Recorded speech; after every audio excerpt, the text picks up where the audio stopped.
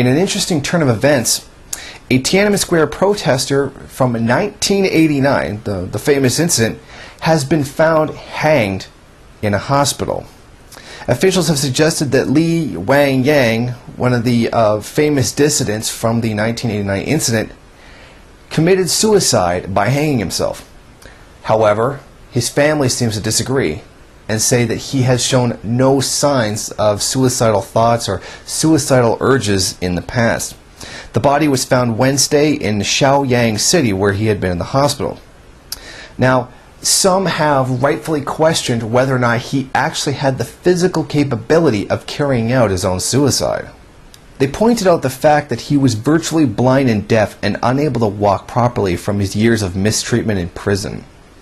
They also pointed out, as a leading dissident, he was being monitored by sometimes up to 10 police officers 24 hours a day, and they wonder how he may have managed to slip a bandage around his neck and tie it to a window without them noticing.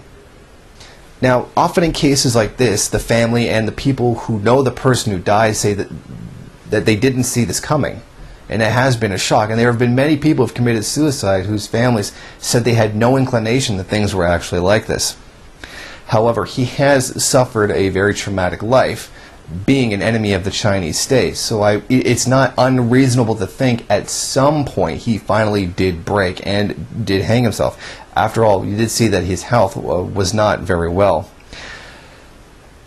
However, it's of course extremely suspicious given who it is that died. Such a major dissident who no doubt was part of a very embarrassing incident for the Chinese government and for the Chinese people as well. It's far too suspicious given who he is that it could just be simply written off as a suicide.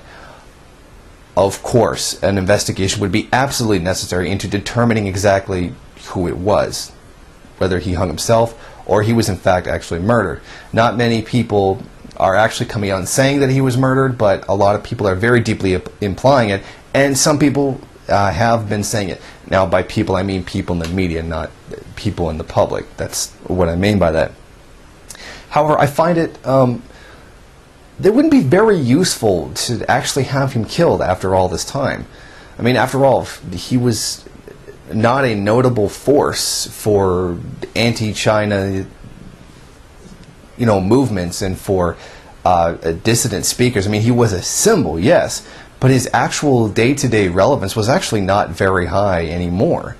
So I don't think it would be really worth risking getting caught trying to killing the guy if he really wasn't that important anymore anyway. It doesn't seem like it would be really worth the effort and really worth the bad press that would inevitably come down in a situation like this.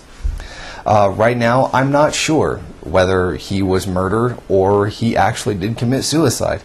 Obviously, an investigation would need to be done, and I wholeheartedly support that happening. And my condolences to his family.